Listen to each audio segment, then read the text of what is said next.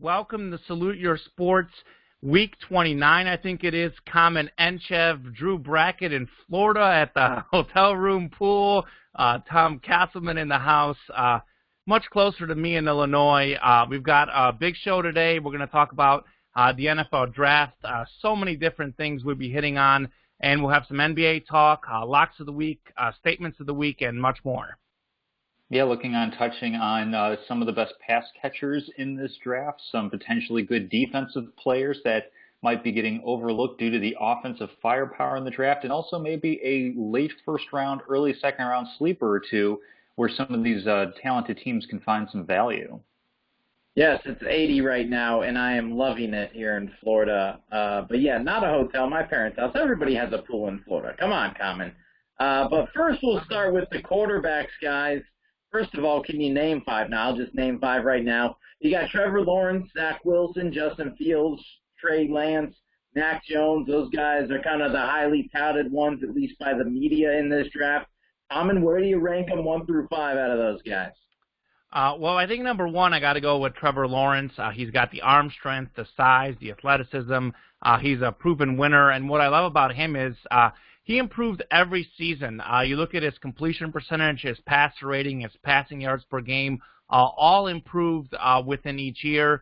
He has the ability to throw in a tight windows. He's got touch. He's got speed. There's a reason why he's the best prospect, according to many, since Andrew Luck. Number two, I'm going with Justin Fields. I think he's been undervalued. All of a sudden, his draft stock has started to fall, and I'm not exactly sure why. I mean, we'll get into that later in the show, but I mean, for me, he proved his toughness in the semifinal against Clemson. When he took a big hit and came back in the game, he had like over 380 pass yards, 6 touchdowns.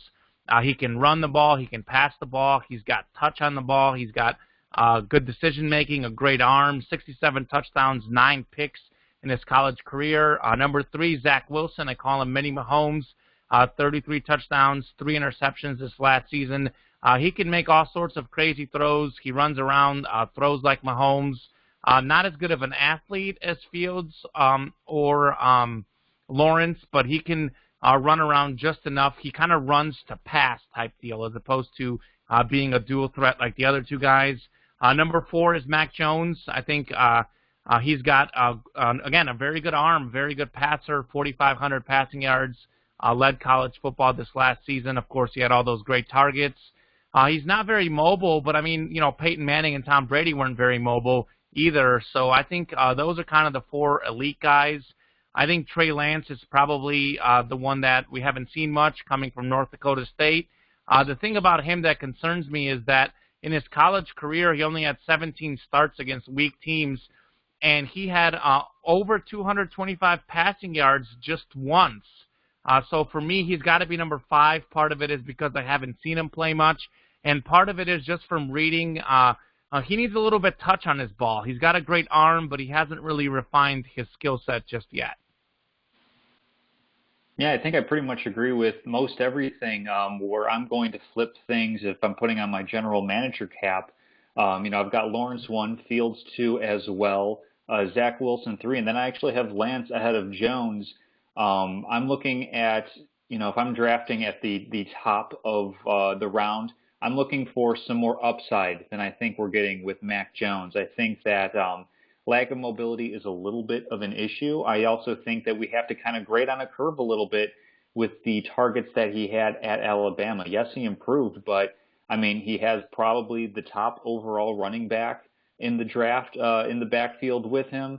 And he has, 2 potentially top 10 wide receivers. Now, that's not to discount his talent, but it's to say that if other guys had that talent, they might look a lot better. I think we might be potentially overrating a little bit Mac Jones just based on how good of a receiver, how good of a route runner Devontae Smith is, the Heisman winner this past year.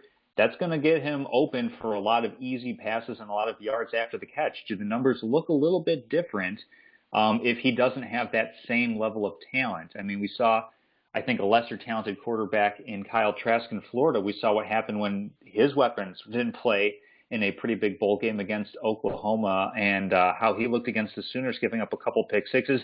Mac Jones is definitely better than that, but I think that it's closer to in between than him being potentially the number 3 overall pick to San Francisco. I mean, if I'm Kyle Shanahan, John Lynch, I'm going for a little bit more upside, getting whoever's left between Zach Wilson and Justin Fields as opposed to Mac Jones, which is where a lot of mocks have him going. That's great. Yeah, I can agree with that. I think you get Trevor Lawrence, Justin Fields, Zach Wilson, Trey Lance, and then Mac Jones. And again, we haven't seen Trey Lance very much because he went to North Dakota State. His targets were probably weaker than Mac Jones's. I mean, I'd assume. I mean, those guys went to Alabama, they went to North Dakota State, so you have that. But so we basically agree on the list for the most part. But is there somebody better than those 5 guys that we aren't paying attention to, like a Kyle Trask Common, or are those the top 5 guys in your mind? To me, those are the top 5 guys because Tom kind of hit on it just now. I mean, you look at Trask, he had Kyle Pitts, he had Kadarius Toney, and a handful of other targets. And when they sat out in the bowl game, he had 3 interceptions against Oklahoma, albeit an improving defense in Oklahoma, but still, you don't think of Oklahoma as a defensive power exactly.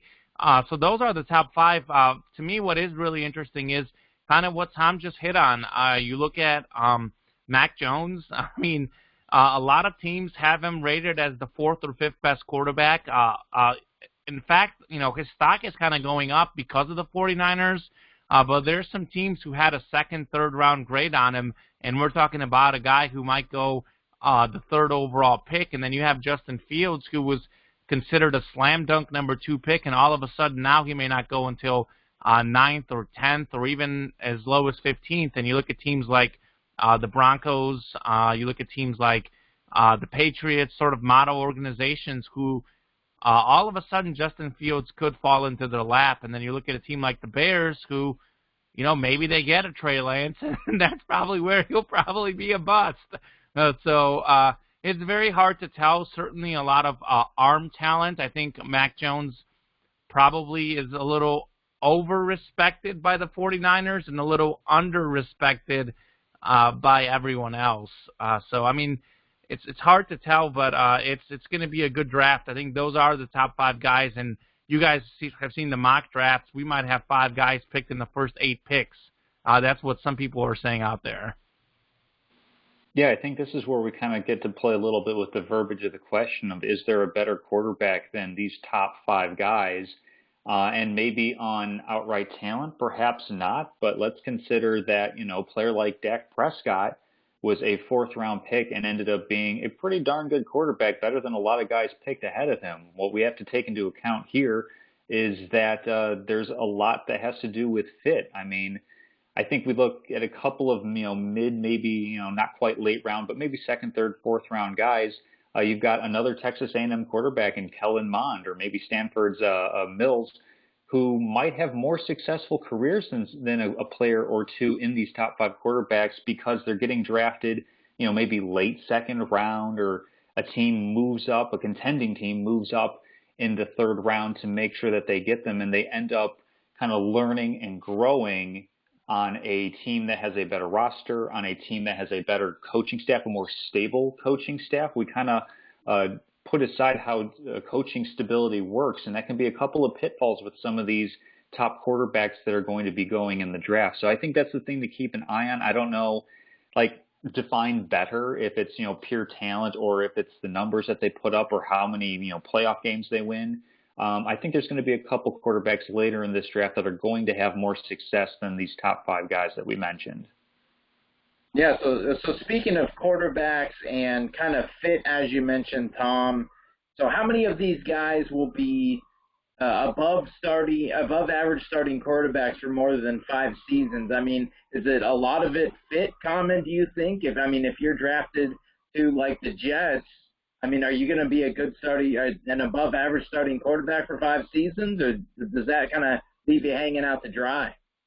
Right. I think fit definitely matters, and I think if you get drafted, top 3 or top 5, like many of these guys are drafted, if you're they're drafted that high, you're expected to be an above-average NFL quarterback. I know we've got sort of a dream era of quarterbacks right now, and I know statistics are inflated, but if you're Trevor Lawrence or and you're not a top above-average top 10 to 15 quarterback in the NFL in a couple years, you're going to be labeled a bust. I do think Trevor Lawrence, Justin Fields, and Zach Wilson, to me, are the three guys who certainly have the talent level to be above average NFL quarterbacks. I think they've got the statistics. They really don't have any weaknesses in their game. They all have beautiful touch on their throws. They all throw good deep balls, and they can all run around. So those, to me, are the three that I think are going to be good no matter what.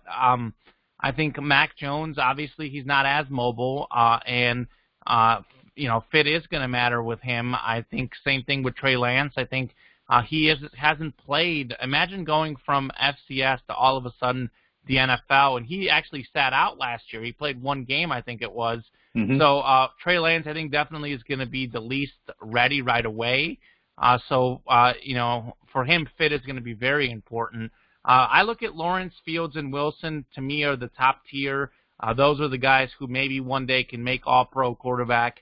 And I look at Jones and Lance being a little bit behind, and guys that weren't really as highly touted talent as especially Lawrence and Fields, who have always been the big recruits even coming out of high school.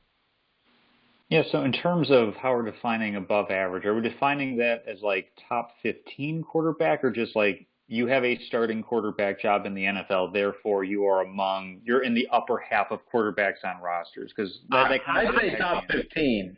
Yeah, top 15, starting quarterback that as Tom Castleman will say, can win games because of, maybe not always, but a guy who you win games because of.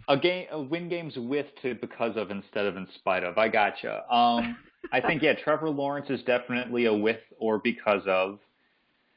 Fields and Wilson, that's tough. It depends on the situation. I think whoever goes to the Jets among those two is probably going to be okay because Robert Saleh is a really good coach, a really stable coach, and they're not trading up a bunch of draft picks, so they'll be able to give a better supporting cast as opposed to some of these teams that are throwing away boatloads of picks just to move up. I think I'll also go ahead and stake a flag to Kellen Mond out of Texas A&M being a little bit of a later pick who, can probably be like a solid starter in the league. So, top 15, maybe top 20 type of thing. And then Lawrence, Fields, Wilson, I think those are pretty safe bets to be some of the new faces of the next generation. Wow. Drew, who do you like?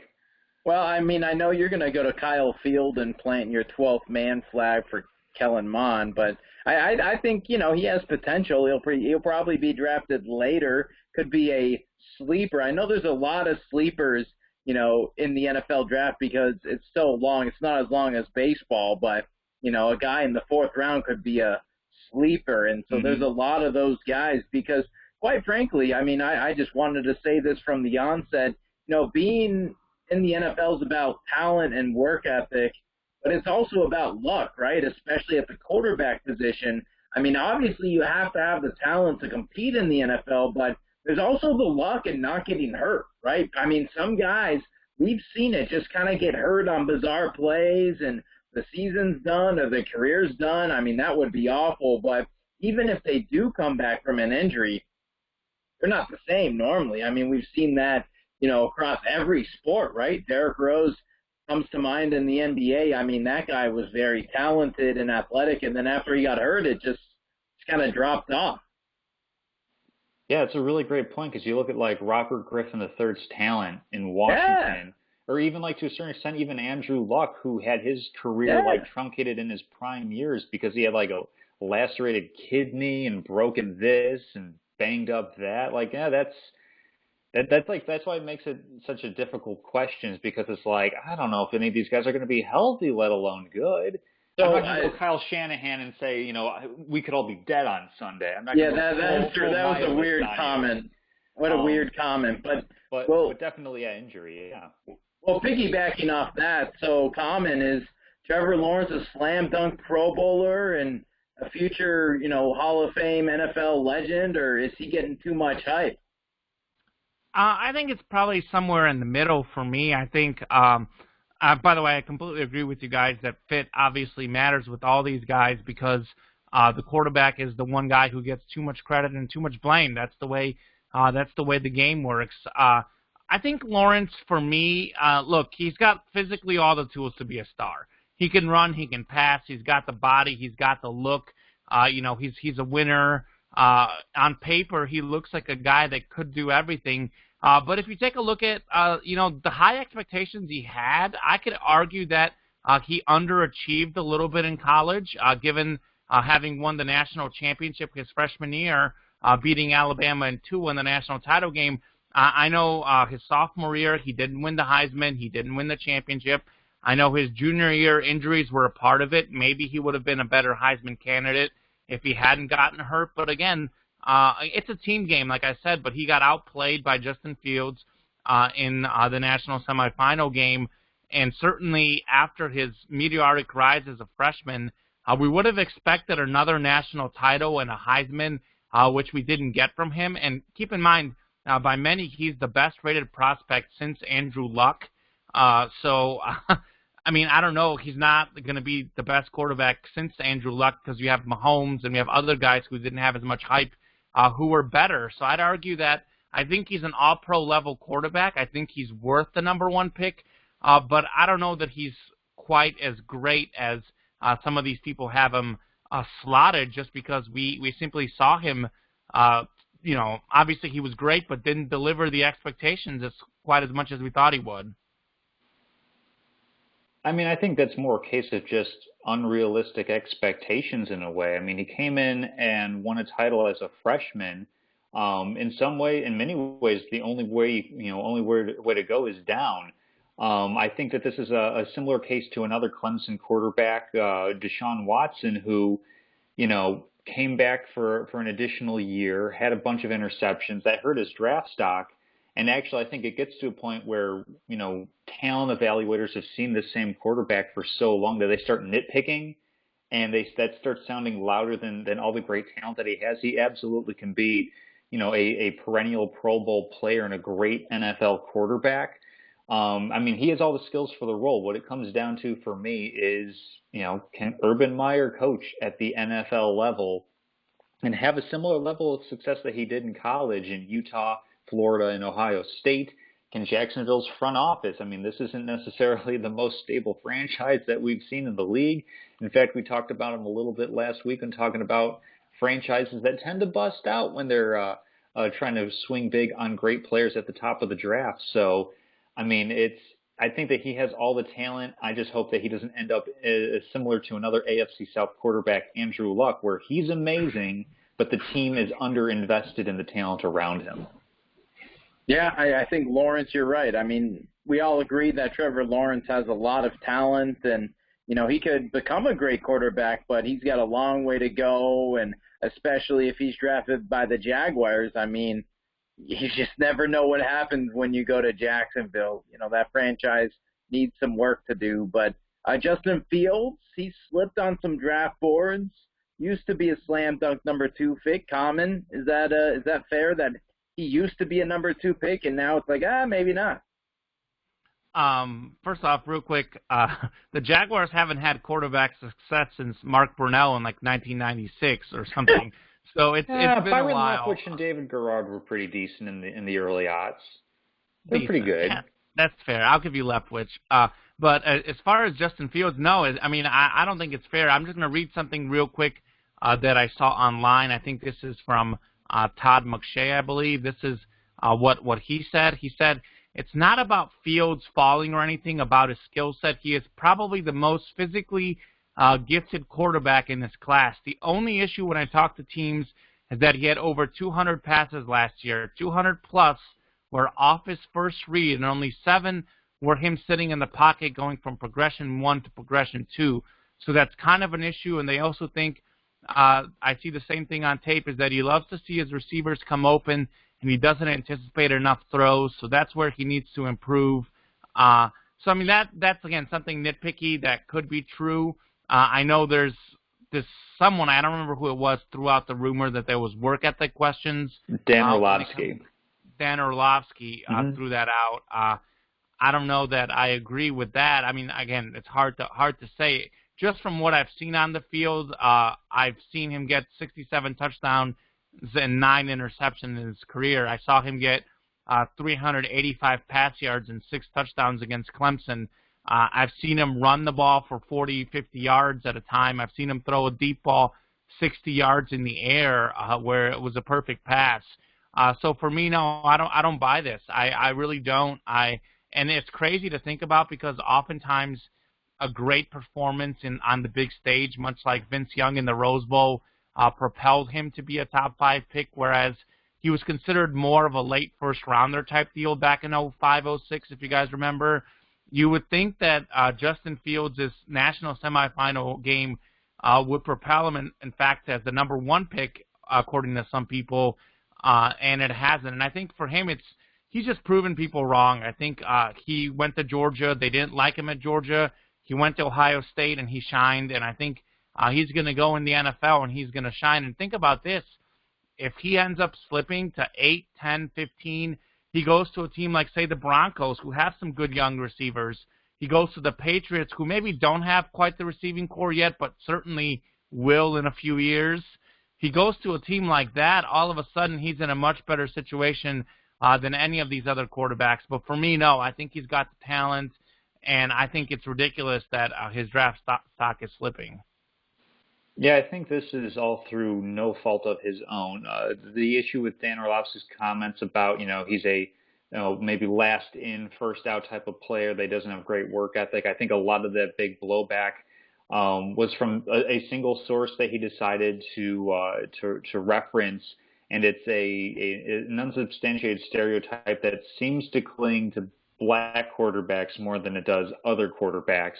And I think that it's unfortunate that Justin Fields is just really a pawn in the game, so to speak. It's a lying season. This is where teams throw out bogus claims like that because what they're looking to do is to hurt Justin Fields' stock, so maybe he slips a couple of picks, and it doesn't cost quite so much to go up and draft him. Or maybe it just causes players to fall to a team without having to trade up. That's what's at stake here with the draft season, with scouts and coaches and GMs talking through these pundits, through these experts, through these people that are in the know.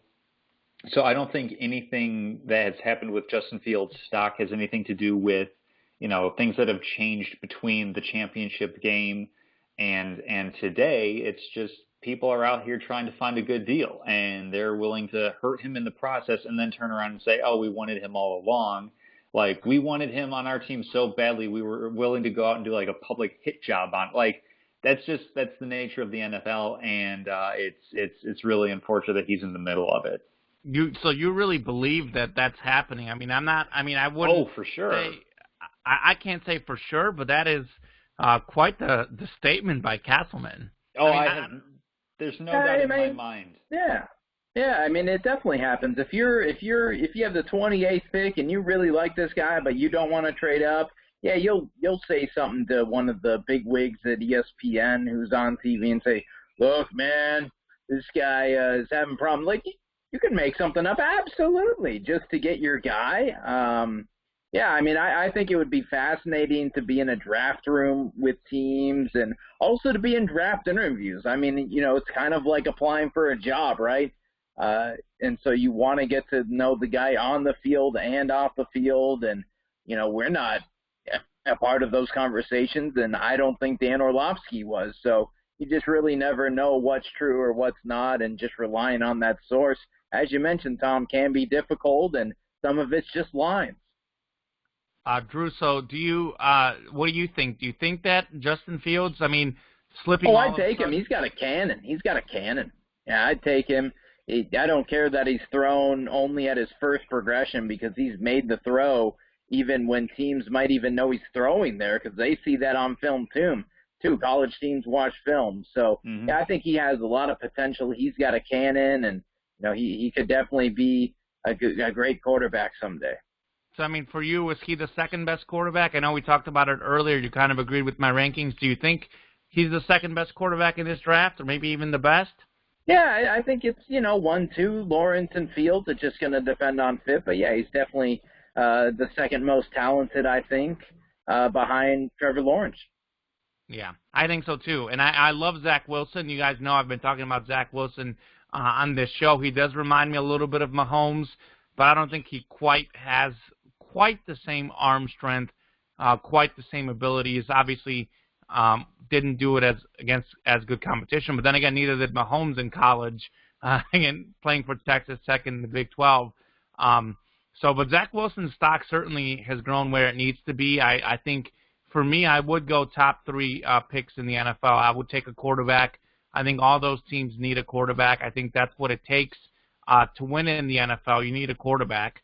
So I just would put Fields as the second pick, then go Wilson 3, and then Jones to me is also probably worth a top 10 pick. Guys, though, I mean, we'll transition here, Mr. Brackett. Those guys do need some guys to pass to as well, those NFL quarterbacks. Yeah, lots of talented pass catchers at a bunch of different positions. I mean, I think we can pretty safely say that we've got like 4, maybe 5 guys out of the top. We've got Kyle Pitts, tight end out of Florida, Devontae Smith and Jalen Waddle, receivers out of Alabama, Jamar Chase, who I believe sat out last season but was on the LSU championship team. Is one of those guys the outright best passing receiver in this draft, or maybe there's somebody else who you have in mind? Yeah, I know that Kyle Pitts is a physical specimen, as is Devontae. I mean, all these guys are really. I watched Sports Science on Devontae Smith earlier, and yeah, I mean, he may not be the tallest guy around, but he's so fast, and he just had such a wingspan that is massive, and so it's going to be based on fit and what these teams are looking for. I mean, if you already have a good tight end, then why would you draft Kyle Pitts? Maybe, I don't know if you want to convert him into a wide receiver. So a lot of this is based on fit and needs, I guess, of that team. I'll tell you this, though. You look at these guys, for me, Smith, Pitts, Jamar Chase, Jalen Waddle. If you look at some of the mock drafts, a lot of the mock drafts have Devontae Smith being the 4th of that group taken, which I think is absolutely ridiculous. And that's simply because they say that he's too skinny, and even though he's fast, his straight line 40 speed actually isn't as good as a Waddle or Chase. And obviously, Pitts is a freak of nature, but for me, I'm definitely hands down going Devontae Smith. I think he's flat out the best player in this draft. I mean, you probably draft a quarterback because you need a quarterback. But look at this guy last season. Had 117 catches, 1,857 receiving yards, 23 touchdowns, the first Heisman since 1991. And you look at the other guys on this list, Chase, Waddle, Pitts, all these guys played in the same conference as him. And Devontae Smith had more than twice as many yards as Kyle Pitts last season. I know Jalen Waddle was hurt, but they played together 2 years ago, and Smith had better numbers than Waddle that year as well. Jamar Chase's numbers were actually through the roof 2 years ago, but still not as good as Smith was this past year. So we're going to all of a sudden say that this guy is not going to be the best pass catcher of this group just because maybe he's too skinny. I mean, it's ridiculous. Because I think for him, he is the most NFL-skilled receiver. He's going to be the next Jerry Rice, the next Marvin Harrison, guys that maybe didn't have the size and speed, but he's the best in quick spaces. I watched that Sports Science too, Drew. In the NFL, it's not always about how many tackles you can break with your strength and how fast you can run in a straight line 40. For him, he makes these jukes and these small cuts in little spaces to get separation better than anyone. Honestly, almost pretty much anyone in the NFL already, if you watch that piece. So he can create separation with this quickness in little spaces, and that same quickness leads to broken tackles in the open field. So for me, it's just mind-blowing how teams are considering Kyle Pitts, Jalen Waddle, Jamar Chase ahead of Devontae Smith. It's just a real shame, and it shows that some of these people get so caught up in physical traits like your weight and stuff like that, because Smith is hands down the best pass catcher, future NFL Hall of Famer. I'll proclaim it right now so you guys know, and I think he's the best player in this draft, no question. It would not be a Salute Your Sports draft preview if Common didn't pick one of these poor young men who is yet to play down in the NFL and say, oh, that guy's getting a gold jacket for sure. I thought it'd be Lawrence for sure. No, I think Smith is much more likely than Lawrence because no matter where Smith goes, he's going to get open and someone's going to find a way to throw him the ball. I don't know about Lawrence and everything that happened in Jacksonville. And I think Smith is a better player. I mean, it's much like I think Jerry Rice, to me, is greater at his position than Brady and Manning. I mean, I think Brady and Manning may go down as greater because the quarterback matters more. But in terms of most likely to make the Hall of Fame, most likely to be a successful, sort of a can't-miss pick, if you want to play a safe pick, DeVonta Smith, for me, is the best in this draft. See, for me, I'm going to take it a different way with a pass catcher. I'm going to go with Kyle Pitts, and I'm going to look at positional value as being a big reason why I would take him above everybody else. There is a chasm between Kyle Pitts and then the next best tight ends in this draft. And you look at all the best offenses in the league today. A couple of years ago, Philadelphia winning the Super Bowl was a linchpin to their offense. Zach Ertz at tight end. You have Kittle out in San Francisco. You have Kelsey, who's been a major part of Kansas City's offense. It's really important to have the multiplicity of the tight end where you can have somebody who's really capable and willing to block for the run and then also able to go out and be a big mismatch against linebackers or safeties or cornerbacks for the pass. So that's why for me, Kyle Pitts has the size but also definitely has the talent as well to succeed. So I think he'll probably be the first non-quarterback taken off the board. Maybe Penei Sewell out of Oregon, the offensive tackle might be, but I think Kyle Pitts is probably the best non-quarterback prospect in this draft. Even though he played in the same conference as DeVonta Smith and had more than twice less receiving yards. Yes. Common has an issue. I mean, Tim Tebow won a Heisman. Jason White won a Heisman. College production does not necessarily equate to pro production. I don't think DeVonta Smith's going to be a bad receiver by any stretch. I think he'll be really, really good. I'm not willing to put him in the Hall just yet. I'm not, going to be chiseling the bust for Canton. But yeah, if I'm building a team, I take Kyle Pitts above DeVonta Smith. I can get good receivers later on in this draft. I can't necessarily get good tight ends later. That's fair. And I will say this, though. I can see where you're going with that comment about Jason White and Tim Tebow, but I think quarterback evaluation at the next level is much different than receiver evaluation. Oh, for sure. I think a lot of the receivers who excel in college also have the ability to excel in the NFL because a lot of it is the quick cuts, the route running, which Smith is the best I've ever seen at that, by the way. Mm-hmm. Also, a lot of it is just the hands. Again, Smith has the best hands. So those are skills that automatically translate. I think quarterback is harder because a lot of the top college quarterbacks are throwing to wide open receivers, which they won't see in the NFL. But the way the rules are done in the NFL, a lot of these college kids are ready to run by these corners already. So I can see where you're going with that, but I think in terms of the receiver success, I think it translates a lot more than a running back type deal does. That's fair. Well, we've talked about the offensive side with the quarterbacks, the tight ends, the wideouts. How about my side of the football, the defensive side? Let's have a 3-0 game, guys. Who's the best defensive player in the draft, Common? There's a few. I've got a few written down. Oh, there's a few. I'm struggling. One of the ones I think of is Patrick Surtain II. Of course. He's the son of former Pro Bowl cornerback Patrick Surtain I, an Alabama player, long arms, 6'2". He can go up and get those deflections against receivers. He was the SEC Defensive Player of the Year, Rose Bowl Defensive MVP Award. If you're looking for another corner, Caleb Farley out of Virginia Tech.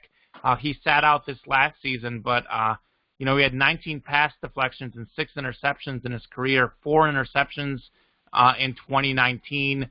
If you're going to go linebacker, Michael Parsons over at Penn State, another guy that missed this last season because of COVID, but he was AP All-American, 109 tackles, 5 sacks, 5 pass breakups, 4 forced fumbles, and 1 recovery in 13 games in 2019.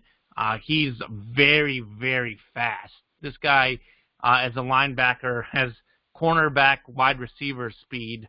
I know the 40 is overrated, so you can see his speed on tape, but he did clock a 4.36 40 as well. So this guy is a very good linebacker. So I would lean towards Surtain just because I think we're seeing the importance of corners go up with the pass-heavy NFL. But I think Micah Parsons at linebacker would be a very good pick as well. Yeah, I like Micah Parsons out of Penn State a lot. This class is lacking in pass rush, so I think the next most important position to try to fill out on a field is having a versatile three-down linebacker who is just going to be a crucial kind of linchpin in these defenses in this era of tight ends being better and more prevalent than ever. And also the zone read, quarterbacks having that option to either hand off the ball or pass or maybe even take it themselves.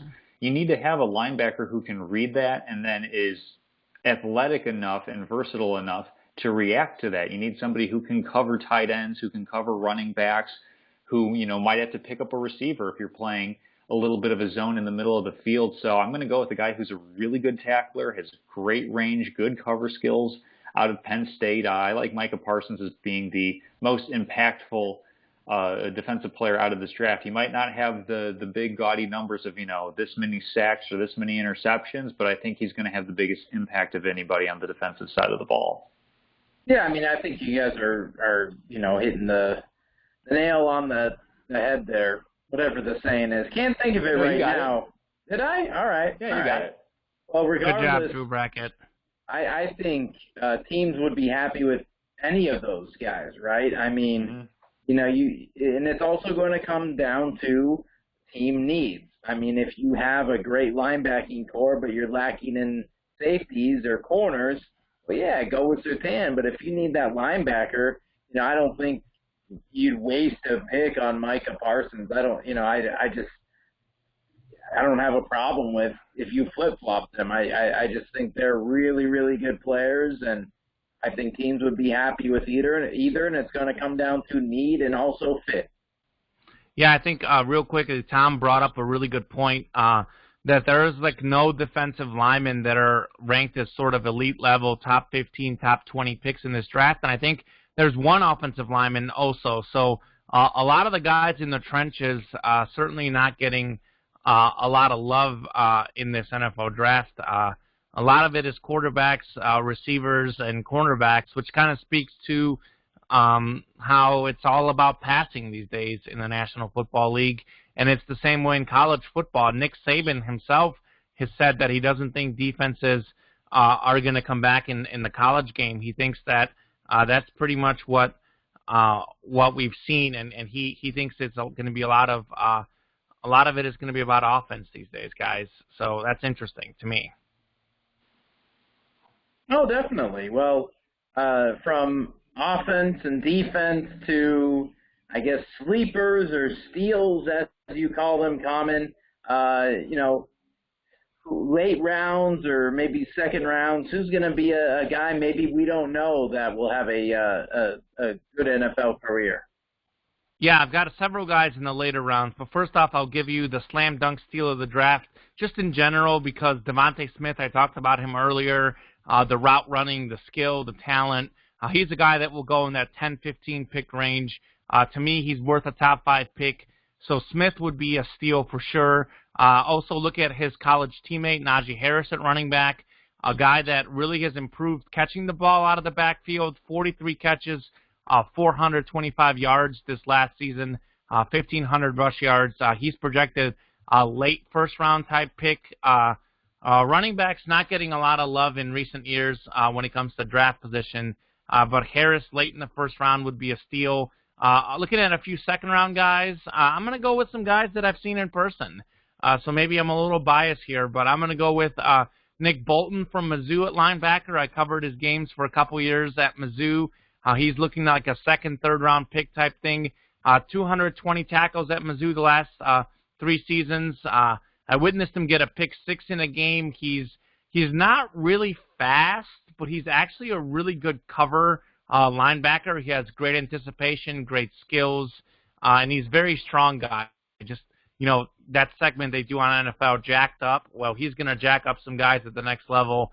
And then here's a really good one I have for you. More of a 6th, 7th round pick, potentially a guy that maybe doesn't even get drafted. I'm going to go with a guy that I covered in high school. Jonathan Adams out of Jonesboro High School, played at Arkansas State. A guy that his numbers improved all 4 years. This last season, he played only 10 games in his senior season. No bowl game for Arkansas State. I think he was injured at 1.2, and he had 1,111 receiving yards, 5th in the nation. He was 3rd in the nation with 12 touchdowns, 3rd in the nation with 79 catches. Just ask a Power 5 team, Kansas State, all about him. He put up 3 touchdowns on those guys. I know it was a down year for them, but I would look at Jonathan Adams. Again, maybe not the fastest guy, but he's a guy who goes up and makes tough catches. He'll jump up there. He'll be a killer in the red zone. That's a guy in the 6th or 7th round who you can get that could be a very solid number 2 starting wide receiver for you in the National Football League. Certainly, I will be cheering for him. Absolutely. Always good to have a local guy to cheer for on that front. I mean, for me, I already mentioned Kellen Mond is a little bit of a sleeper quarterback. For me, I'm going to go with a guy that could potentially sneak into the 1st round, but I think most mocks have him going in the 2nd round. And that's Travis Etienne, the running back out of Clemson. He could have been a early pick last year had he come out of the draft, but decided to go back to the Tigers. Again, running back is one of the easiest positions, I think, to transition from college to NFL. We've seen a lot of running backs who are even picked in the later rounds have good success.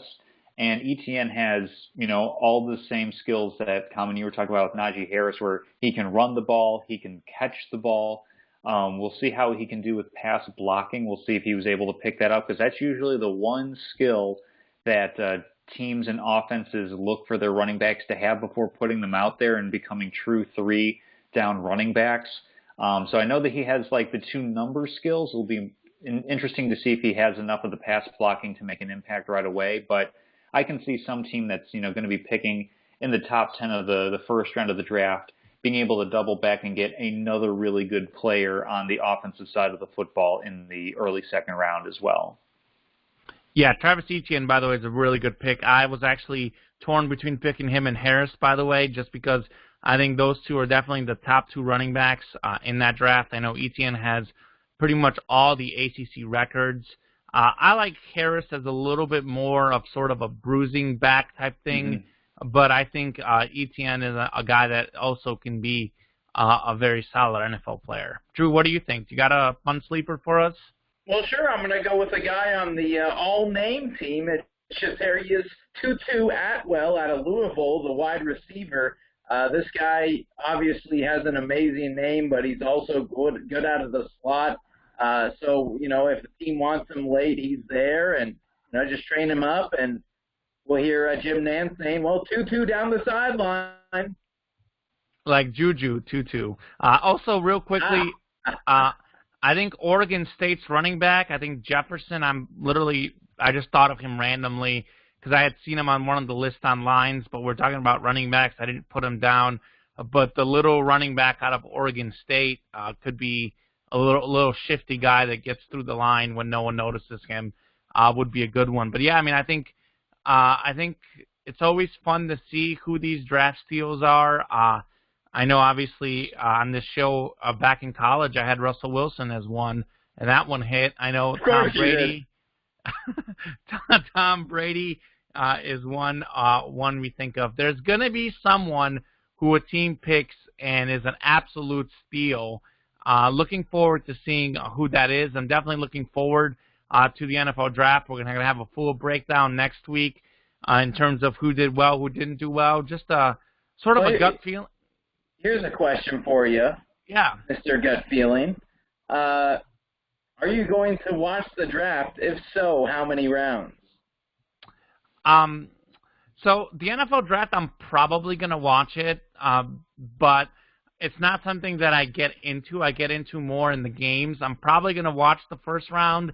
and then I'll kind of be tracking the second and third, fourth, fifth, sixth, seventh on my phone type deal. I think certainly the first 10 picks until the quarterbacks are going off the board and until the Chicago Bears have picked, I'll definitely be keeping an eye on that. I do think my gut feeling, Tom, and you're not going to like this, my gut feeling, I'm seeing a lot of rumors out there that the Bears are going to trade up and they're going to take Trey Lance, and Trey Lance is, of course, going to be a major bust just because the Bears never pick a quarterback. It'll be very much like Mitchell Trubisky, a guy who didn't play that much in college. They liked his arm talent, and he ended up being a bust. And then my other gut feeling is that the Patriots are going to somehow pick a quarterback that's going to be successful. They'll trade up, someone's going to slip, or the guy they take is going to exceed expectations. So look for the Bears to completely bust on their quarterback and look for the Patriots to hit.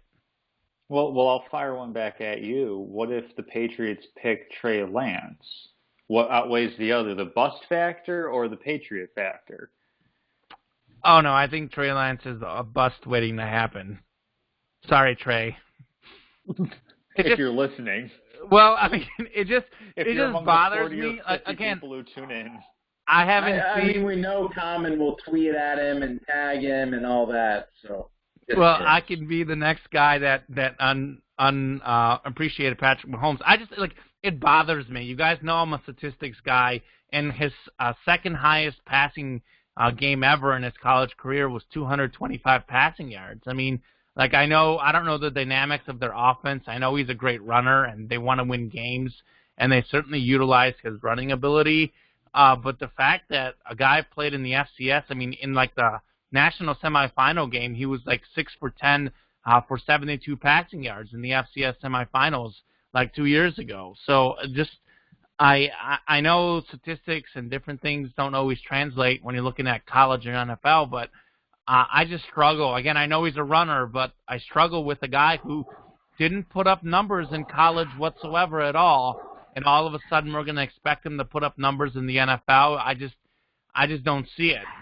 Personally. I think that just means he's on a good team, which he was, right? North Dakota State, a team that probably wants to run the football, and because they're a great team. I think most great teams want to be able to run the football, and if your quarterback has to throw, 10 of 15 for 200 yards, so be it. But if you're a run-first team, I know you don't like that comment, was the goal in the NFL to be a run-first team and run it 70% of the time and throw it whenever you feel like it, whenever you're maybe fourth or third and four, whatever. But that could be a sign that he was just on a good team. Yeah, I'm looking up their offensive personnel, and they use a lot of 21 and 22 personnel sets, which is 2 running backs and then 1 or 2 tight ends. So he wasn't in a spread offense type of thing that kind of facilitates a lot more numbers. So it's something to keep in mind. I mean, the thing that I look at is, looking at some of these, say, ESPN grades. I think this is Todd McShay.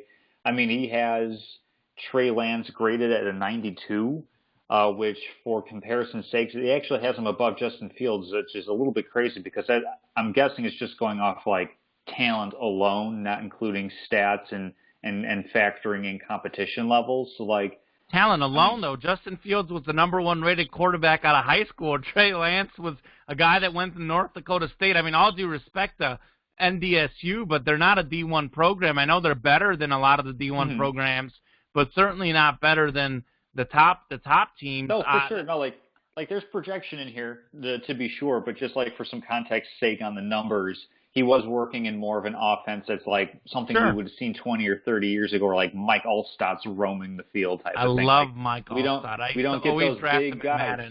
We don't get those big guys anymore. We don't get the John Schlesingers from Detroit just blasting open running lanes for running backs. So that's I think why the numbers are a little bit different on there. I still think he's probably the 4th best prospect out of the quarterbacks, but we'll see.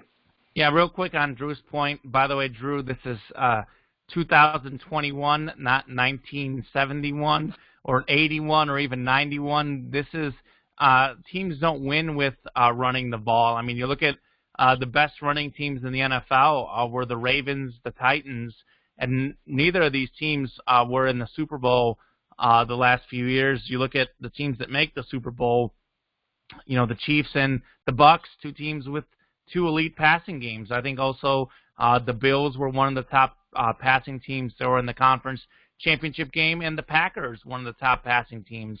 So in the NFL, obviously, in order to win the whole thing, you need a mix of everything. I'm not saying one thing wins alone. I think usually the best teams can, pass the ball, run the ball, play defense. But more than anything right now in the National Football League, you win with passing. I think certainly Trey Lance, like his ceiling may be more of like a Lamar Jackson. I know he's got a better arm than Lamar Jackson in terms of stick throw type deals. So if he fits in with the right team, a team that has a great running game, maybe it works for him. But I look at Tom Castleman's theory, win because of, and I don't, in the NFL, I don't know that you can win with solely a running quarterback. When the game's on the line and you need to make tough passes, it's something that you have to do in the National Football League. And I could be completely wrong. It could be the system. It could be that the guy is very young. He only played 1 year as a starter. He certainly could develop touch on his passes, which is his weakness. But for me, I'm not feeling Trey Lance. I really am not, personally. And I think every year there's always that guy that people like to get caught up with that they love. And I think Trey Lance is that guy. I think Kyle Pitts might be that guy too. I think those are the guys that everyone is sort of getting caught up with. Fair enough. We'll any final thoughts on the draft? No, I'm sure there'll be plenty of thoughts that we'll hear over the next couple of days from the big experts. And of course, like you mentioned, Common, we will be recapping the draft as best as we can with our limited knowledge of guys that have never played in the NFL before. Castleman, real quick question for you. Is there a guy that you would like the Bears to draft? I mean, are you thinking they got to go quarterback? Are they going to trade up? Or has that already happened? Did I miss it? Possibly, because I know there's a lot of rumors about them trading up to the 8th pick. Have you seen that? I've seen the rumors. I haven't seen any confirmed news on that. I mean, I wouldn't be terribly upset if they traded down and actually tried to pick up some extra draft capital. I'm probably looking more like offensive line or maybe cornerback to replace Kyle Fuller on the defensive side of the football. I just don't think that it's going to be worth it for the Bears to try to trade up, arm and a leg into the future. I think they're better off trying to get one of these, Davis Mills, maybe Kyle Trask, Kellen Mond, like one of those types of quarterbacks to try and develop over trying to get one of the top 5 guys, because at least 3 to 5 of them are going to be gone before like pick 10. So it's just going to be, the price is going to be too prohibitive. I would say it depends on who's there. If Justin Fields is there, I would pull the trigger. I think pretty much the consensus right now is that number 1 pick will be Trevor Lawrence. Number 2 pick will be Zach Wilson. Number 3 looking like Mac Jones, but certainly I wouldn't say for sure. But definitely there is the possibility that Justin Fields is there. And if the Bears could trade up for Justin Fields, I know it didn't work with Trubisky, but my goodness, I certainly would love that pick. Well, since we talked about our favorite teams, Drew, Cowboys fan or a resident Cowboys fan, who do you want Jerry Jones to be rolling with on Thursday night? Yeah, I mean, let's see. What do they pick? Do they have a pick? I don't even know. They are 10th, I believe. Oh, all right. All right. Well, let's see. You don't need a quarterback. I think I saw Sean Lee retired if he was still on the team. I wouldn't mind drafting a defensive player. Surtain always is a good. Yeah, give me Surtain. Sure. I want the offense. That'll be a good player. We'll move on to the association, and I will have a bonus question regarding the association after I ask this question. But guys, apparently the Knicks are good. A 9-game winning streak snapped last night against the Suns. They're hot. 4th place in the East. Are the Knicks back to being the Knicks of the 90s? Can they win a playoff series this year, Common? The answer to your question is yes and no. So I think the Knicks, first off, maybe they can be back to a team of the 90s, a team that, never wins a championship and maybe sneaks into one or two finals if things go well. But you look at the New York Knicks, we're talking about the most overrated franchise in the history of sports, quite frankly, because this is the team that's only won 2 championships, and they were back when Phil Jackson was playing for the Knicks. 1970 and 1972 are their only 2 titles, and they last played in the finals in 99 and 94. And before that, they hadn't made the finals since 1973. So, yeah, if you look at the maybe 50s, 60s, and 70s, early 70s, maybe the Knicks were a threat. But if you look at just the cumulative history of the NBA, this is a franchise that, quite frankly, hasn't done very much to warrant the hype. I know they're in a big market, but you look at the other big market teams like the Lakers, the Bulls, the Celtics, they've got the championships to back it up. As far as can they win a first-round series, absolutely. I think they can. I think it's because they're best in the NBA in defense. Tom Thibodeau, the former Bulls coach, has installed that defense mentality, allowing an NBA low 104.9 points per game. In a tight series against what looks like will probably be the Atlanta Hawks, I think they're going to win that series, and I think Julius Randle has been a key part of that, shooting 41.6% from 3. I don't know what has been behind his improved three-point shooting, but this is a guy that was roughly 33% in his career, 28% last year, and now he's getting 24 points, 10.5 rebounds, 6 assists a game. He's been a big part of it. So I think the Knicks can win a playoff series. Do I think they can make the NBA Finals here in the next few years if they get another superstar? But pretty much I say no. I mean, yeah, as far as the short term, they can definitely win if they stay in the 4 or 5 matchup. I don't see them jumping up to 3. If they manage to drop to 6 with either like Boston or Miami perhaps leapfrogging them, then I reserve the right to change my opinion that they can win a playoff series. There's a clear line between the top 3 teams and the rest of the East. If we look at the Knicks, I don't think they're back to being an okay franchise. I mean, they haven't been good since James Dolan bought the team in 1999. They've been a bit of a dumpster fire ever since. I think an important thing to keep in mind is that the Knicks, as presently constituted with their record, they would be 7th in the Western Conference on their current record. And I think that their record would be a bit worse if they were playing a Western Conference schedule as opposed to an Eastern Conference schedule.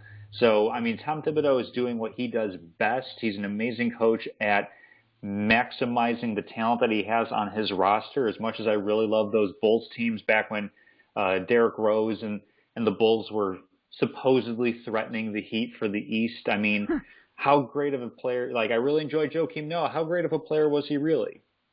Same thing for Taj Gibson. Same thing for Luol Deng. These are guys that were good to really good players, but Thibodeau got them to be the best record in the East for at least a season. As far as the Knicks being back, as I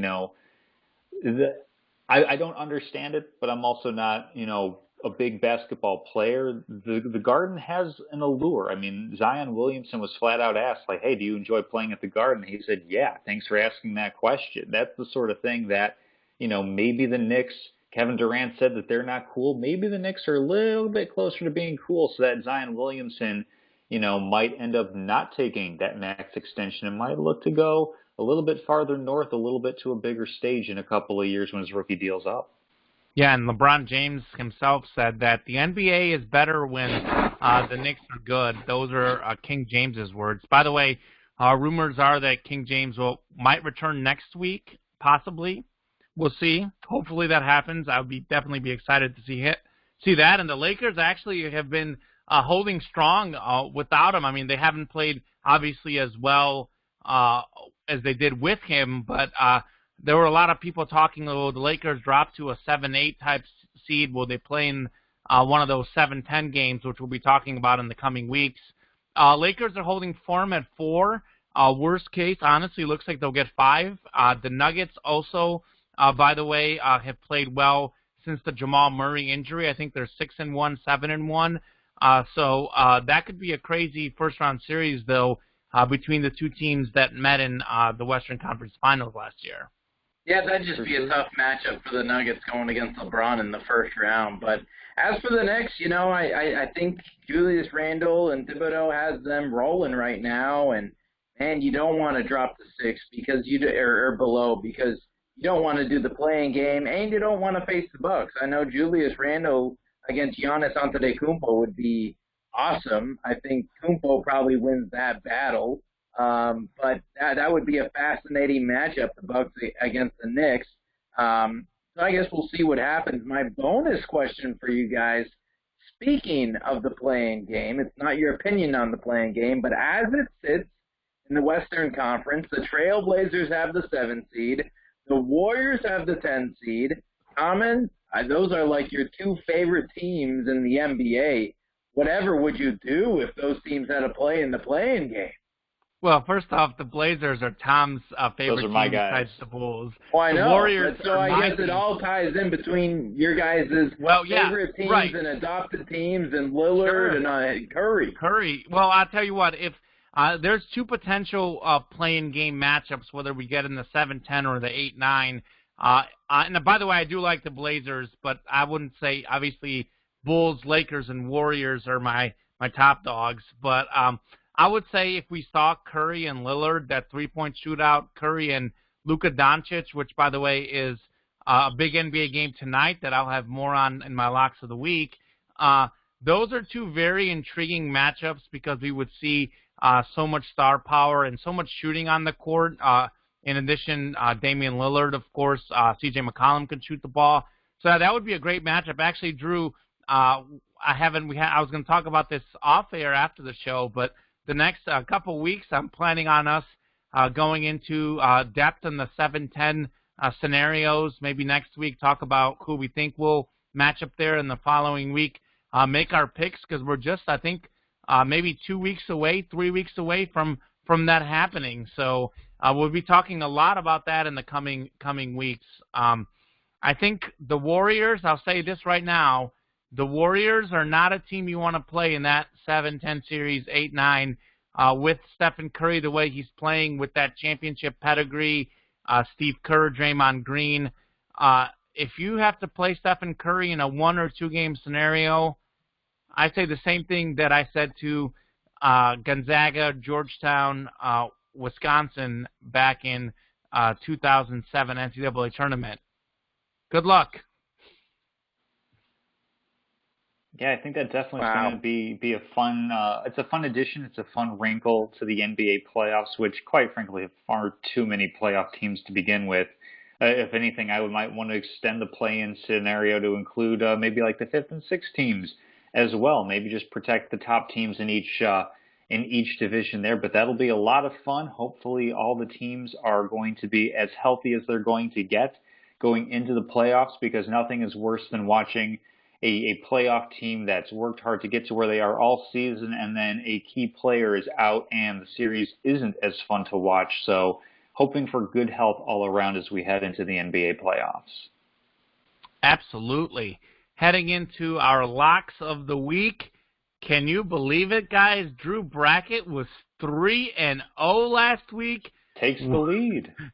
No, he's not taking the lead on me, by the way. He's still a game by back of percentage me. points he has. With those ties, he's got those ahead. Because each tie has to count as half a win and half a loss. That's how they do it for standing. So I think Drew actually has a slight edge because he has so many ties. He's got so many washes. Okay. Well, I'd have to calculate the percentage points. I know I've still got more. I have. Oh, you have. I've got 47.53 for Drew, 46.91 for Common, and I'm bringing up the rear at 40.74. I keep fluctuating. Okay, wait, hold on. What's my percentage again? Drew, you're at 47.53. Common is at 46.91. So we're talking like half a point separating you guys. But do you have how many wins do you have me at, and how many wins do you have Drew at? I have 36, 41, and 4 for Common. I have 35, 39, and 7 for Drew. It should all add up. And I have 33 and 48 for myself. So it should all add up to 81. Okay. 60. You have 30. Okay, so I think I added yours wrong because those are the figures that I have as well. Let's see, 60. Man, we can sort out the math later, but yes, Drew math on air probably not a great idea, especially for journalism majors. So Drew, 3-0 week, I believe. Common, you and I both got our 1 and 2 records out of the way. I had a baseball card. Common went with the dog breath NBA game that served him right, and Drew, of course, hitting on his soccer over-unders as well. So definitely an exciting week for the bets coming up. Who should we start with? Should we go inverse order of record, or what do you guys want to do? Well, you got to recap last week first. Yeah, I'll recap the exact bets. I've got the exact bets I don't have for those. you. Yeah, go for it. No, I've got those. So Drew picked the Blackhawks over the Predators. Blackhawks winning 5-4 in overtime. They trailed that game late in regulation, getting the tying goal and the overtime winner. Crazy comeback there for the Blackhawks. EPL, he had Liverpool and Newcastle under 2.5 goals. That was correct. The game finished 1-1. And then he had La Liga, Real Madrid, Real Betis under 2.5, 0-0 draw. So a very good pick there for Drew. Tom had the Mets over the Cubs. That was wrong. The Cubs won 3-1. Tawan Walker over 5.5 strikeouts. He had 7. That was correct. And he had the Astros over the Rockies. He was wrong there. The Rockies winning 6-2. I was 1 and 2 also. Harrison Barnes over 1.5 threes against the Timberwolves. He had 2. Then I had the Kings minus 3.5 over the T-Wolves. I missed that only for them to play 2 days later and for the Kings to win, so picked the wrong day there. And then I had under 239.5 in that game, 254, so really high total. Completely missed that one. We can start with Drew. I'm interested to hear, as a soccer fan, the soccer picks he's making this week. Because I guarantee a 3-0 week, by the way. Well, guarantee it. Since this is a draft special, I figured I'd do one kind of weird draft one. So I think that Landon Dickerson from Bama is going to be drafted in the first round. That's even money if you do take that one. So he'll be drafted in the first round of the NFL draft. Then back to the soccer, EPL, I think both games. Yeah, both games EPL. First game, Crystal Palace against Manchester City under 2 goals, and then Brighton and Leeds United under 2.5 goals. Actually, both games 2.5 goals under. Crystal Palace versus Manchester City under 2.5. Brighton and Leeds United under 2.5. Wow, looking forward to that. Tom, certainly your EPL unders tend to hit. Just off the top of my head, I probably agree with the first one. Not too sure about the second one, but we'll see what happens. Tom, what do you have this week? So you know me, I like going for eventful cards and when there's a big sporting event coming up. So all 3 are going to be coming for the NFL draft. So I'm going to hope that Drew's a little bit wrong on this one, as I am definitely going under 6.5 offensive linemen taken in the first round. You can find that on PointsBet. You can find all of these on PointsBet. That's my site that I used today. You can find that at minus 135. I've seen as few as 5 offensive linemen picked in most mock drafts. Occasionally I've seen 7, so I feel pretty good about going under 6.5 here. I am definitely going to go under on SEC players drafted. I'm going to go under 12.5 players drafted in round 1. I think I counted maybe 13 that are in the top 45 on Todd McShay's rankings. So I'm going to go under 12.5 SEC players. And then I'm going to go for a specific team. I'm going to say that the Minnesota Vikings first pick is going to be offensive linemen. This is their worst unit on the team. I've seen offensive linemen mocked to the Vikings quite a bit, and you can get this at plus money at plus 120, so no juice on this one. So under 6.5 offensive linemen, one of them will be going to the Minnesota Vikings, and the SEC is going to have under 12.5 players drafted in round 1. So your minus 135 evens out with your plus 20. So we'll count all your picks there. Well, what is the maximum juice that we're allowed on a pick? I'd say minus 150 would be the absolute maximum. Okay. You're probably cutting it right there But we'll give it to you. We'll give it to you. Hero was considering it minus 200 over .5 safeties taken in round one. Yeah, has no value whatsoever. I say max juice minus 150. I think that's correct. No, that's I pretty stayed fair. I stayed well within the bounds, I think. Okay, yeah. you snuck it in there. I personally like picking games. I don't like, forecasting who's going to get picked where. So I'm going to go with an All-NBA. Yeah, just Hall of Famers. I'm going to go with an All-NBA card tonight. I got the Mavericks over the Warriors, or rather, Mavericks-Warriors over 222.5 points. Their two previous meetings, 134-132 Mavs win, 147-116 Warrior win. That's 266 and 263 points. I'm not a math major, but both those games were 40 points higher than what this over-under is set at. So certainly don't think we'll hit over 260 like the last two times they played. But over 222.5, I like it. You take a look at the Warriors games. They allow about 113. They score about 113. 226, again, over that 222.5 number. The Mavs, by the way, if you add up their scoring, are at about 221. So they're just under, but still, if you factor in the Warrior points, you factor in the past two matchups, I'm feeling pretty good on that over. Also, nationally televised game tonight. I'm going to be certainly watching that. I think it's on TNT. Curry versus Doncic. I think both guys are going to shine, so expect a lot of points. Speaking of Curry shining, I like Curry over 5.5 threes in this game. This one is at minus 118, so within the bounds, as Castleman would say. 5.5 threes, just under his season average. He is getting 6.5 threes a game in this month alone, breaking the record with 83 threes in April, and he still gets to play tonight. He made 11 threes last time he played the Mavs, by the way. And the Mavs are also 20th in the NBA in three-pointers allowed. So look for Steph to make 6 or more, no problem. That's almost, barring an injury, almost a borderline mortgage bet situation.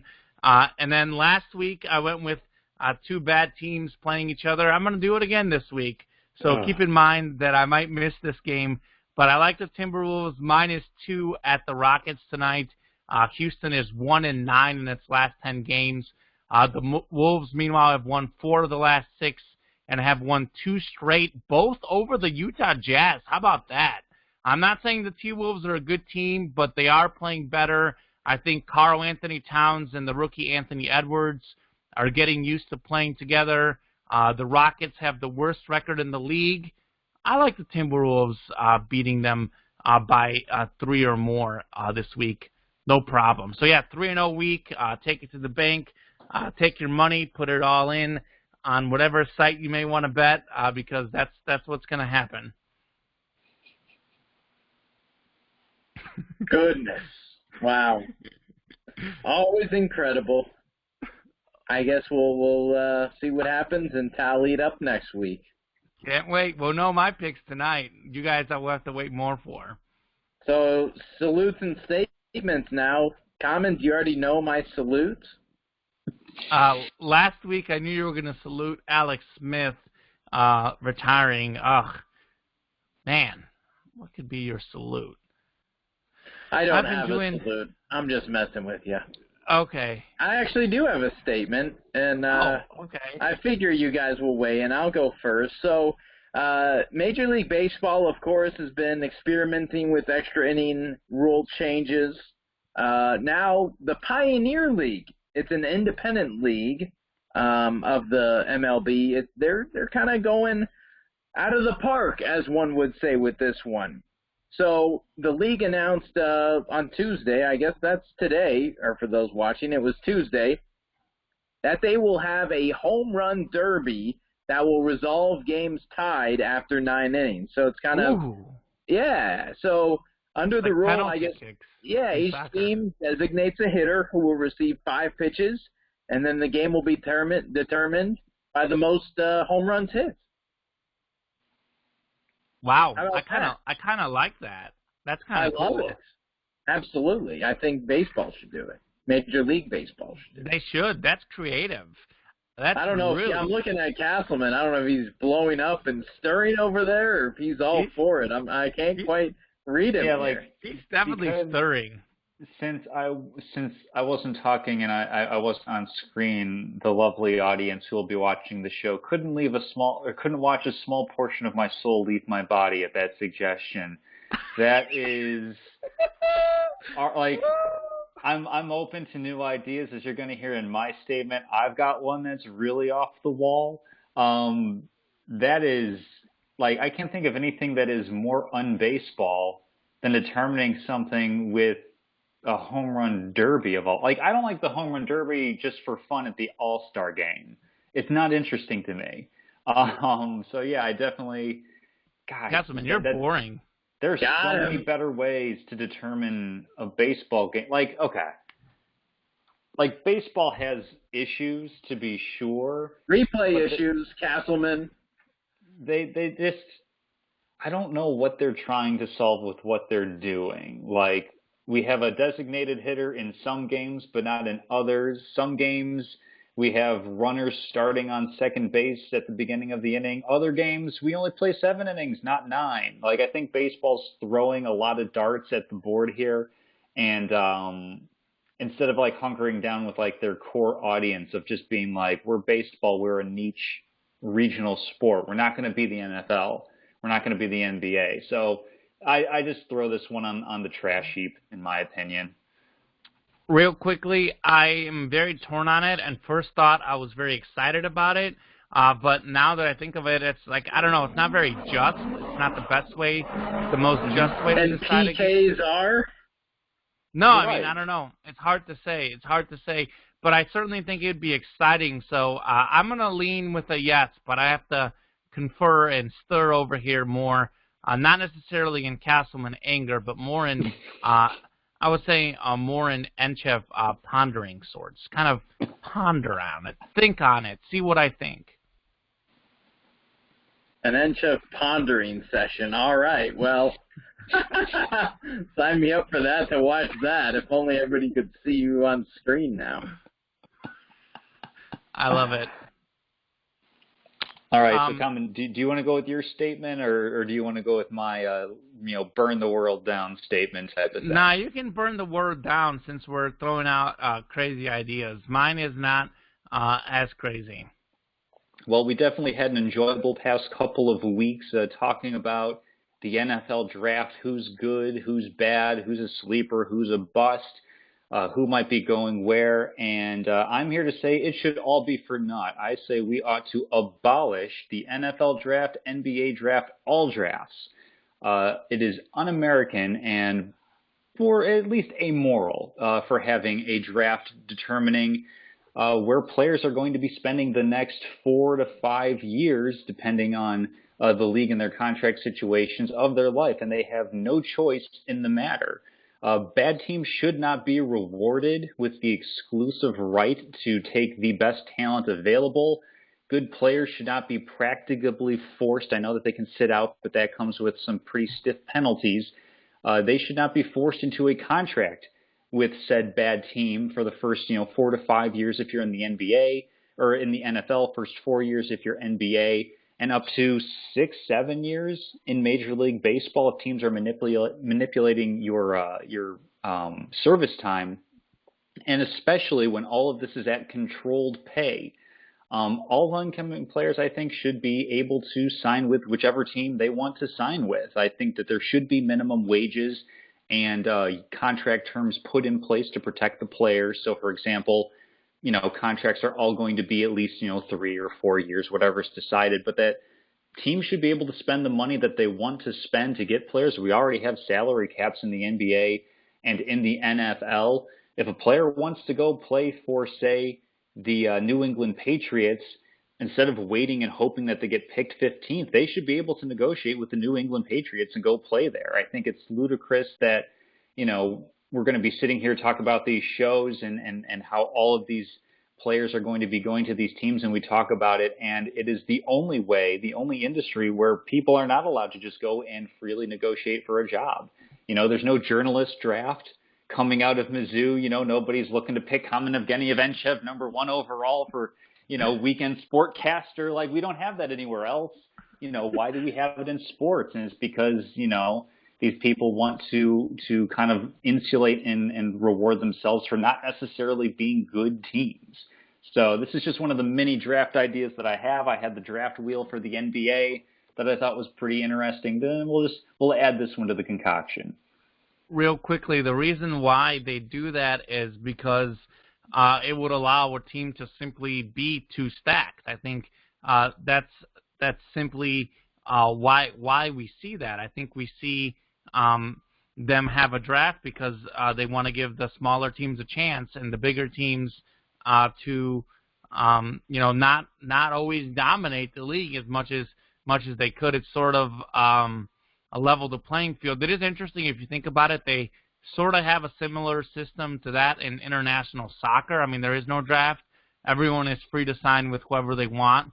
There are contracts and there's buyout fees where teams have to pay a guy if they leave before the contract. And it's sort of like a free-for-all, and that's why you see in soccer a lot of the same teams are always up there. I don't know, Tom. I think it's interesting. Again, something I'd have to think more about. I do think that it does sit with me wrong, though, because I feel like some of the best teams, it would be sort of too easy for them, although I guess there is a salary cap in most of these leagues, but still. Yeah, that's what comes down to for me. Yeah, I think it's trying to level out the playing field. I mean, there's a reason that in most leagues, if you have one of the worst records, you're picking first. Well, yeah, and then how often do we see teams that do pick first again and again and again and again? That's fair. I think that's up to then the team owners and the team fan bases to, throw a fit and say, hey, find a better way to win, whether that's, instead of saying, okay, we're going to take the best overall player, if we have this, more freestyle system, it could be instead of investing a bunch of resources into one guy because we might not hit, if you want to trade back from, say, number one overall, you have to find somebody who's willing to trade draft picks up, et cetera. If it's just a system where you can sign a bunch of players, you can go out and say, hey, we're not going to go for necessarily, a bona fide top talent on a teenager who might not even be a good player, whether he's drafted or just signed. We're going to go with more volume and see if we can find a pick that way. I think that introduces different and better strategy and also avoids the issue that we talked about earlier with Justin Fields, where people are going to badmouth him to maybe get his stock to drop a little bit. You know how you get him on your team? You negotiate, you pay up, you come up with the money or the opportunity available for him to go play. It wouldn't be terribly, like, they don't draft high school kids into college programs. And I know that's a bit different of a system because they play fewer games and there's a lot more teams available. But I think something similar would be perfectly fine, and we'd see a nice ecosystem balance out. I mean, I'm all for not rewarding bad teams for being bad and tanking or just being incompetent. So that's my idea. That would help the tanking issue, certainly. I didn't even think about that until you just brought it up. I do think, for the record, that's never going to happen. Sure, but in Castleman's dream world, we've got it. Oh, man, if I were king for a day. If Castleman were king. My statement of the week is just in general about the NFL draft. I think I've said this before, maybe to you guys in the past, but let's get it out there on this Salute Your Sports video edition. The 40 time is the most overrated tool in sports history to measure stars. You're running in a straight line without pads, but in football, being able to make a quick cut in little spaces is key. That's why Devontae Smith is the best route runner, the quickest in little spaces to beat defenders. He may not necessarily have the best 40 time, albeit still pretty fast. For me, he's a better football player than anyone because of those cuts, because of those moves in little spaces. So don't look too much on the 40 time. Don't look too much on the reps that the guys have, on their weight, on their size. The game is played on the field, not in 40 combine tools that, for me, are just almost useless in many scenarios. I mean, I'd say you can pick up some things about it, but how a guy plays with pads on the field against other people in tight positions, I mean, that's what matters. A running back, how is he going to hit the hole, not how fast he's going to be when he's running in a straight line. I mean, you think about it, you don't often run in a straight line unless you get down the sideline.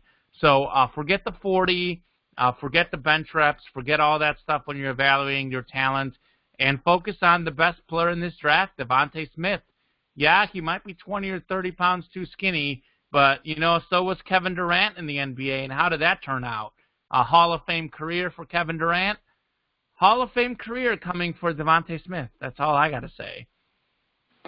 Well, I can't get on board with Devontae Smith, but you're absolutely right about the 40, and in larger point, the combine. Like, we have, outside of last year with COVID kind of messing with the college football season, but, how many times do we see these guys rise up boards because they did really well at the combine where they're running around in glorified underwear? Like, look at the tape. These guys are good for a reason.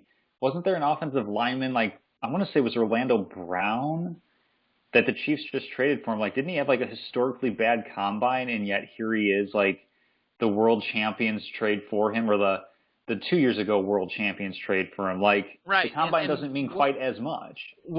And again, I don't know what his 40 time is, but who cares what the 40 time of a big offensive lineman is? Why do they even make him run it? I can understand. So they can block downfield. Yeah, but they're not sprinting downfield blocking.